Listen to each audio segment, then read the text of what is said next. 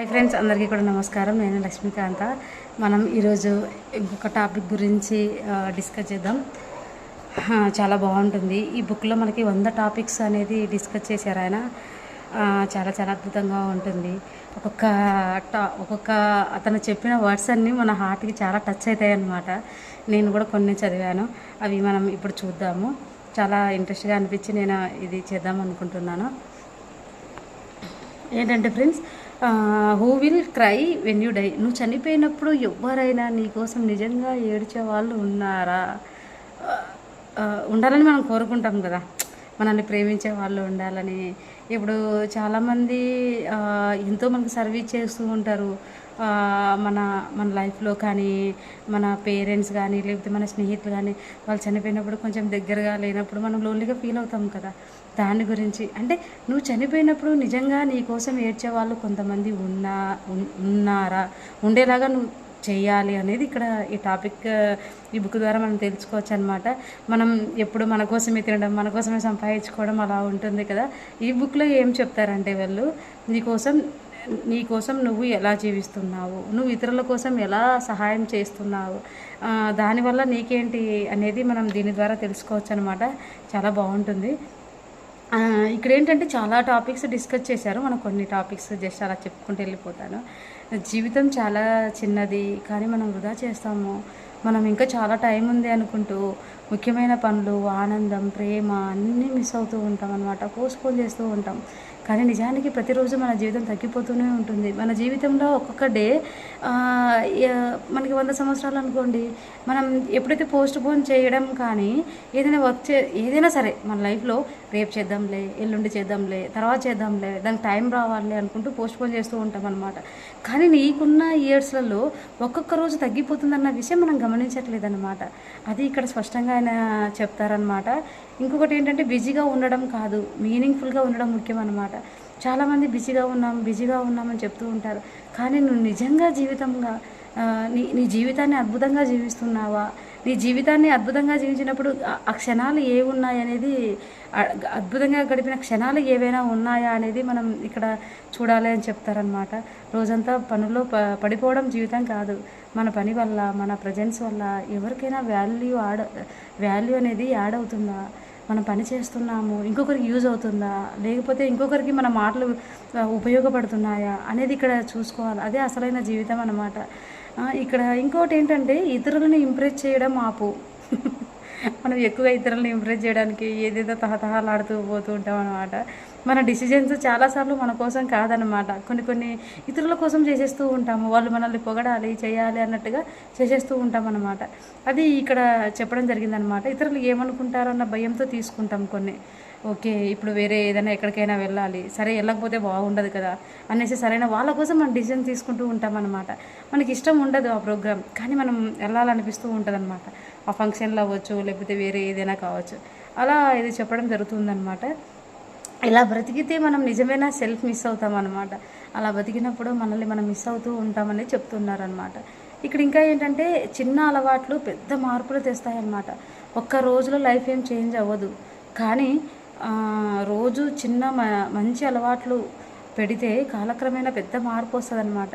ఈరోజు మనం ఒకరికి హెల్ప్ చేశాము, ఆయన ఇంకొకరికి హెల్ప్ చేస్తారు. లేకపోతే కొన్ని క్లాసెస్ తీసుకున్నాము, మంచి మాటలు చెప్పాము, దానివల్ల ఎంత యూజ్ ఉంటుంది. అలా ఏదైనా సరే మనం ఇతరుల కోసం చేసినప్పుడు ఒక ఆనందం అనేది చూస్తూ ఉంటాం అనమాట. కొంచెం పెద్ద మార్పుగా అవుతూ ఉంటుంది అనమాట. అది కోపం. ఇక్కడ ఏంటంటే 5th టాపిక్ అనమాట. ఇది నువ్వే శిక్షించుకోవడం అనమాట. ఇతరులపై కోపం పెట్టుకుంటే వాళ్ళకి కాదు, మనకే బాధ ఎక్కువగా ఉంటుంది అనమాట. మనం చాలామందికి ఎక్కువగా కోపం చూపిస్తూ ఉంటాం. అంటే వాళ్ళంటే ఇష్టం లేకపోవడము, చిన్నదే, అది చిన్న మిస్అండర్స్టాండింగ్ జరిగి ఉండొచ్చు, అలా అనమాట. కాబట్టి మనం ఏం చేద్దామంటే, కొంచెం అర్థం చేసుకోవడానికి ప్రయత్నం చేయాలన్నమాట. ఇక్కడ ఏంటంటే, కోపం పెట్టుకోవడం వల్ల వాళ్ళకి కదా మనకి బాధ ఎక్కువగా ఉంటుంది. మన పీస్ మనమే డిస్ట్రాయ్ చేసుకుంటూ ఉంటాం అన్నమాట. ఇప్పుడు మనకి ఇతరుల మీద హర్ట్ అయ్యాము, మనకి చాలా కోపం వస్తూ ఉంది, కానీ ఏం చేస్తాం, దానివల్ల మనకే ఎక్కువగా ఇబ్బంది పడిపోతూ ఉంటాం కదా. అది ఇక్కడ గమనించమని చెప్తారనమాట. ఎక్కువగా ఆలోచించడం ఆనందాన్ని తీసేస్తుందనమాట. మనం ప్రతిదీ ఎక్కువగా ఆలోచన చేస్తూ ఉంటాం అనమాట. దాని గురించి కూడా ఇక్కడ చెప్పారు.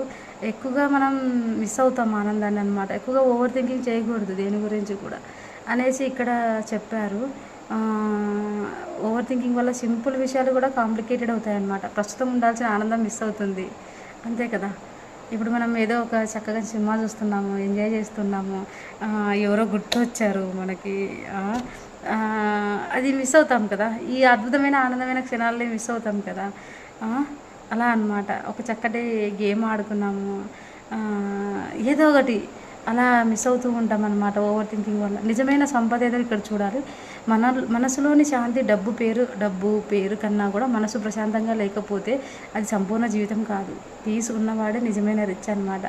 మనకి ఎన్ని కోట్లు ఉన్నా మన లోపల శాంతి లేకపోతే అది చాలా లోటుగా అనిపిస్తూ ఉంటుంది అనమాట.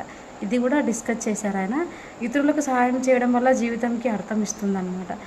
మన కోసం మనమే బతికితే ఎంప్టీగా అనిపిస్తూ ఉంటుంది, కానీ ఎవరికైనా మనం ఉపయోగపడితే మన జీవితానికి నిజమైన మీనింగ్ వస్తుందన్నమాట. నేను చాలా వరకు స్కూళ్ళు కాలేజీలు చెప్పడం వల్ల ఎక్కడి నుంచి ఆనందం వస్తుందంటే ఆ పిల్లలు చూపించే ఆ ప్రేమ, వాళ్ళ జ్ఞానం తెలుసుకోవడం వల్ల మన మీద అఫెక్షన్ చూపిస్తారు. మనం వాళ్ళతో బాండింగ్ అనేది ఏర్పడుతూ ఉంటుంది. ఒక ఆనందాన్ని మనం అక్కడ ఏర్పాటు చేసుకుంటాం అనమాట. అవుతుంది అనమాట. అక్కడ ఎనర్జీ పాస్ అవుతుంది, ఒక పీస్ అనేది, ఒక ఆనందం వస్తుంది అనమాట. ఇది నిజంగా ఇతరుల కోసం కూడా మనం సహాయం చేయాలి, అప్పుడే తెలుస్తుంది అనమాట. పర్ఫెక్ట్ టైం ఎప్పుడూ రాదు. రేపు చేస్తానని వాయిదా వేస్తే ఆ రేపు ఎప్పుడూ రాదనమాట. స్టార్ట్ చేయడానికి బెస్ట్ టైం ఇప్పుడు. ఈరోజు మనం ఏ పని చేయాలనుకున్నామో అది ఈరోజు చేసేయాలి, ఇప్పుడే చేసేయాలి. అది రేపటికి పోస్ట్ పోన్ చేసినప్పుడు ఒక డే మనకి తగ్గిపోయినట్టుగా ఇక్కడ ఇంపార్టెంట్ అనమాట. ఇక్కడ ఈ 10 పాయింట్లు మనం 9 పాయింట్స్ డిస్కస్ చేసాము. 10వ పాయింట్ ఏంటంటే మన యాక్షన్స్కి మాత్రమే మిగులుతాయి, చివరికి మనం సంపాదించింది కాదనమాట. మన వల్ల ఎవరికైనా జరిగిన మంచి అదే మన గుర్తుగా మిగులుతుంది అనమాట. ఎవరికైనా మనం మంచి చేసినా చెడు చేసినా అది గుర్తుగా మిగిలిపోతుంది. మనం సంపాదించింది అయితే ఏది మనతో రాదని మన అందరికీ తెలుసు అనమాట. ఇక్కడ ఏంటంటే ఫ్రెండ్స్, జీవితం పెద్దది కాదు, చిన్న జీవితం. మనం దాన్ని మీనింగ్ఫుల్గా మార్చుకునే మాత్రం ప్రతిరోజు ఉంది. కాబట్టి ఫ్రెండ్స్, మనం ఒకరి కోసం కూడా సహాయం చేస్తూ మనకే మనం మన డేలో ఒకరోజు తగ్గించుకోకుండా ఈరోజు ఏం పనులు చేయాలనుకున్నామో ఈరోజు అవే చేయాలి చక్కగా. రేపటికి పోస్ట్ పోన్ చేయకండి దయచేసి. ఇతరులకు సహాయం చేయండి మంచిగా. నెక్స్ట్ పాయింట్లు మళ్ళీ డిస్కస్ చేద్దాము. దాంట్లో 100 పాయింట్స్ ఆయన డిస్కస్ చేశారనమాట. ఇవి 10 పాయింట్లు నేను ఇప్పుడు చెప్పాను. నెక్స్ట్ మళ్ళీ మనం ఇంకో చెప్తాము ఇలా అనమాట. కాబట్టి ఈ పాయింట్స్ అన్నీ గుర్తుపెట్టుకోండి చక్కగా.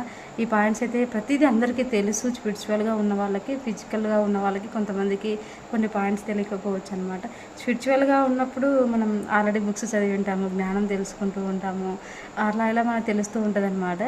కాబట్టి ఈ 10 పాయింట్లు మన జీవితంలో ఉన్నాయా లేదా, దాంట్లో ఏదైనా మనం డిఫాల్ట్ ఉన్నామా, కొత్తగా ఏం చేంజ్ చేసుకోవాలి, మనం పోస్ట్ పోన్ ఎక్కువగా చేస్తున్నామా, ఇతరులకు సహాయం చేయడం లేదా, మన లోపల ఏముంది, ఇవన్నీ మనం ఒక్కసారి మనల్ని మనం అవేర్ చేసుకుందాం ఫ్రెండ్స్. ఈరోజు ఇది టాపిక్ డిస్కస్ చేయాలనుకున్నాను. చాలా చాలా బాగుంది కదా. నెక్స్ట్ ఇంకో టాపిక్ మనం డిస్కస్ చేద్దాం. Thank you so much. ఇలాంటి మంచి మంచి విషయాల కోసం మైత్రేయ బుద్ధ స్పిరిచువల్ యూనివర్సిటీని సబ్స్క్రైబ్ చేద్దాం, లైక్ చేద్దాం, షేర్ చేద్దాం. Thank you so much. Love and light.